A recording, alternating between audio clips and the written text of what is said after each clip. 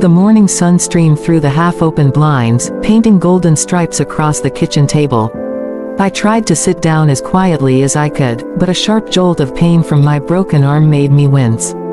I had tripped over the loose corner of the rug yesterday, and even the simplest tasks felt impossible now. Cups clinked against the counter as I leaned heavily on my good arm, trying not to make a scene. That's when I heard her voice, my daughter's voice, coming from the doorway, shaky and almost whispering. "Mom, you won't believe what happened," she said, clutching her phone like it was a lifeline. My curiosity pierced through the dull ache in my arm, and I turned to look at her, trying to mask the discomfort. She stepped closer, her eyes wide and sparkling, a mix of excitement and disbelief written across her face. I noticed the way her hands trembled as she gestured, like she couldn't quite contain the story she had to tell. It's about Claire," she said, her voice catching. My heart sank. Claire was the neighbor everyone seemed to have a story about. Her sharp words and colder attitude could chill a room before you even realized it. I leaned back in the chair, trying to brace myself against the sudden wave of curiosity and dread. "What did she do now?" I asked, careful to keep my voice calm despite the throbbing in my arm. My daughter swallowed hard, biting her lip, and then began recounting the incident at the mailbox. The details tumbled out in a rush, Claire yelling at the mailman for a minor delay, snapping at a stranger walking by, and refusing to acknowledge anyone's help. I felt a familiar twinge of frustration rise in my chest. I had always tried to teach my daughter that kindness mattered, that patience and understanding could sometimes do what anger never could. But hearing about Claire's behavior made me doubt, maybe the world was too harsh, too impatient, too selfish. And yet, through all the worry and frustration, there was that glimmer of anticipation in my daughter's eyes. She wasn't just reporting bad behavior, there was a hint of something else, something that made my heart skip a beat. "Mom," she said softly, almost reverently, "you have to hear what happened next. It changed everything." For a moment, I forgot the pain in my arm. I leaned forward, gripping the edge of the table, my curiosity now completely overtaking my concern. Whatever story my daughter was about to tell, I knew it was going to leave a mark, on her, on me, and maybe even on the whole neighborhood. The front yard smelled faintly of fresh-cut grass, and the late morning sun sparkled off the dewdrops still clinging to the flower beds. I could hear the soft hum of passing cars on our quiet suburban street, the kind of ordinary, peaceful morning that makes sudden disruptions feel sharper. My daughter was pacing back and forth near the walkway, phone still in hand, clearly trying to process what she had witnessed. "She was awful, Mom. Just awful," my daughter said, her voice trembling slightly. I tilted my head, sensing that this wasn't just a minor complaint. "Claire?" I asked cautiously. My daughter nodded furiously, her ponytail swinging as she gestured toward the street. "Yes, she completely lost it at the mailman this morning. He was only a few minutes late, and she started yelling like he had ruined her entire week." I sighed, leaning back against the railing and letting the sun warm my face. I had heard stories about Claire before, how she could snap at neighbors over the smallest things, how her temper often left people walking on eggshells, but hearing it from my daughter made it feel closer, more personal. "I know, honey," I said gently, though inside, I was frustrated. "Sometimes people let stress and anger take over. It doesn't make it right, but maybe there's more going on with her than we see." My daughter shook her head, clearly not convinced. "Mom, it's not just that. She didn't even apologize. She didn't even look like she realized she was being mean. It's like she enjoys making everyone feel small." I felt my chest tighten. Anger and disappointment swirled inside me, but I reminded myself to breathe. My daughter was learning about human behavior, about patience and empathy, and this was going to be one of those life lessons, but in real time. "Maybe she's having a rough day," I offered, echoing words I had often tried to teach my daughter about the power of perspective. But my daughter gave me a skeptical look. "A rough day?" she asked, incredulous. "She's been like this for months, Mom. She just doesn't care about anyone else." And then, with a quiet gravity that surprised me, she added, "But something happened after that. Something I didn't expect." Her voice softened, almost like she was holding her breath. My heart skipped a beat. I realized that this was the moment that would change everything, not just for Claire, but for my daughter, for me, and maybe for the whole neighborhood. I leaned in closer, eager to hear what came next. "What happened?" I asked. My daughter's eyes shone with a mix of amazement and hope, and I knew instinctively that this was not just another story of frustration, it was about to become a story of compassion, of understanding, and of the quiet power of human kindness. By the time we returned inside, the late afternoon sunlight was streaming through the kitchen windows, casting a warm glow over the table. My broken arm still throbbed with every small movement, but I barely noticed. My attention was entirely on my daughter's wide-eyed expression. She could hardly sit still, bouncing slightly in her chair as if the story she was about to tell carried its own electricity. "That's when he did it, Mom," she said, almost in a whisper, her voice a mix of awe and disbelief. I frowned, tilting my head. "Who did what?" My curiosity was piqued. She pointed toward the street, and I glanced out the window, where our neighbor, Claire, was still sitting stiffly on her porch, arms crossed, eyes narrowed. My heart sank a little. This was not going to be easy. Just then, my husband walked in from the garage, carrying a tray of freshly baked chocolate chip cookies. The smell instantly filled the kitchen, warm and comforting. "What's going on?" he asked casually, glancing at my daughter and then at me. I shrugged weakly, wincing as my broken arm protested even the smallest movement. Maybe she's having a rough day," he said softly, setting the tray down. Kindness is sometimes the best teacher. I looked at him, surprised by the calmness in his voice. He wasn't lecturing, he wasn't judging, he was just observing, waiting for the right moment.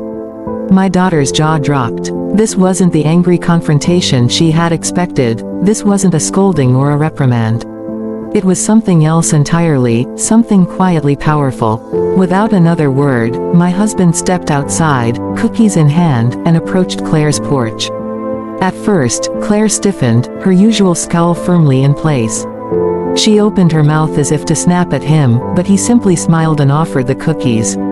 "I thought you might like these," he said gently. No lectures, no hints of judgment, just an act of simple, unassuming kindness. From inside, I watched the scene unfold with my daughter clutching my good hand in excitement. Claire's eyes softened, her shoulders relaxed. She hesitated, then took the cookies, muttering a quiet, almost embarrassed, "Thank you." It was a small moment, but in that pause, in that unexpected softness, something shifted. I leaned back, tears prickling the corners of my eyes. My daughter whispered, "Mom, he didn't yell, he didn't tell her off, he just taught her a lesson." And in that quiet kitchen, with the aroma of cookies lingering in the air, I realized, sometimes, true lessons aren't shouted, they're given, quietly, through compassion and generosity. I watched from the kitchen window, my broken arm resting heavily on the table, as my husband stood on Claire's porch, offering the small tray of cookies with a gentle smile. At first, she didn't move. Her arms were crossed, her usual frown firmly in place, and her eyes flicked nervously between him and the street. It was a classic Claire moment, defensive, guarded, unyielding. But something in the way he held himself, so calm, so patient, was different. There were no harsh words, no judgments, no reminders of her earlier behavior. Just a simple act of kindness. My daughter leaned against me, wide-eyed, whispering, "Mom, look at her face." Claire's eyes softened slightly, the tension in her shoulders seemed to ease.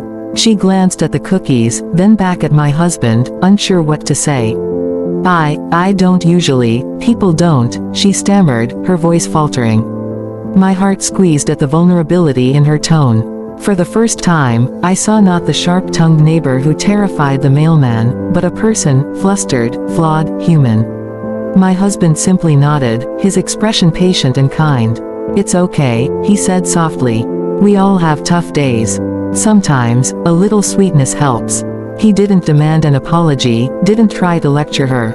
He simply offered understanding. And then, slowly, Claire's eyes filled with a tiny spark of realization. She unwrapped a cookie hesitantly, then took a bite. Her usual stern demeanor softened further, a hesitant smile forming at the corner of her lips. It was subtle, almost imperceptible, but my daughter and I could see it. Something in Claire had shifted, a crack in the walls she had built around herself. "Mom, he really did it," my daughter whispered, awe in her voice. "He didn't yell. He didn't argue. He just showed her kindness." I nodded, tears welling up in my eyes. It was a lesson far stronger than anger or punishment ever could be. True strength, I realized, isn't in forcing people to behave, it's in inspiring them to be better through patience, understanding, and generosity. As Claire's shoulders relaxed and she muttered a quiet, "Thank you," I felt a wave of relief and gratitude wash over me. This wasn't just a lesson for her, it was a lesson for my daughter, for me, and perhaps even for everyone who witnessed it. Sometimes the simplest gestures, an offered cookie, a calm smile, can change hearts more profoundly than words ever could. And in that moment, I knew the story wasn't over, it had just begun. By the time we returned inside, the golden glow of the late afternoon sun had softened into the warm, quiet light of early evening. The house felt calm, almost hushed, as if it knew something extraordinary had just happened outside. My daughter sat next to me on the couch, her hands wrapped tightly around mine, her eyes still wide with awe. "Mom," she whispered, her voice trembling, "my husband, he really taught her a lesson." I smiled, feeling the ache in my arm dull against the swell of pride and gratitude I felt for him. It wasn't just about Claire, though the change in her had been remarkable, but about the lesson my daughter had witnessed firsthand, that true influence doesn't come from anger, shouting, or judgment. It comes from patience, empathy, and quiet acts of generosity that reach people in ways words often cannot. We sat together in silence for a few moments, letting the lesson settle. Outside, the neighborhood had returned to its usual rhythm, mailboxes jingling, kids laughing in yards, but something had shifted, something subtle yet profound. My daughter leaned against my shoulder and whispered, "Mom, I think she really saw us, saw kindness, not anger, and it changed her." I nodded, feeling tears prick my eyes. It was rare to witness such a transformation, and rarer still to see it unfold so naturally. I glanced at my husband, who was in the kitchen quietly washing the tray of cookies. There was no boastfulness, no expectation of praise, just the quiet satisfaction of having made a difference. That's when it hit me, life isn't about grand gestures or dramatic confrontations. It's about the small, consistent choices we make, the gentle ways we treat others, and the courage it takes to meet hostility with compassion instead of retaliation. My daughter's hand squeezed mine, and she said softly, "I hope I can be like that someday, like him." My heart swelled. In that moment, I realized the ripple effect of kindness. One small, thoughtful act had reached across fences, softened a hardened heart, and inspired a young girl to understand the power of empathy. As night fell and the first stars appeared, our living room felt warmer than ever. The air was filled not just with the lingering aroma of cookies, but with hope, love, and the quiet magic of humanity. I knew this was a story we would carry with us forever, a reminder that even in a world that can feel harsh and unforgiving, compassion always has the power to transform. And in that gentle, peaceful evening, I felt profoundly grateful for the lesson my husband had taught, not only to Claire, but to all of us.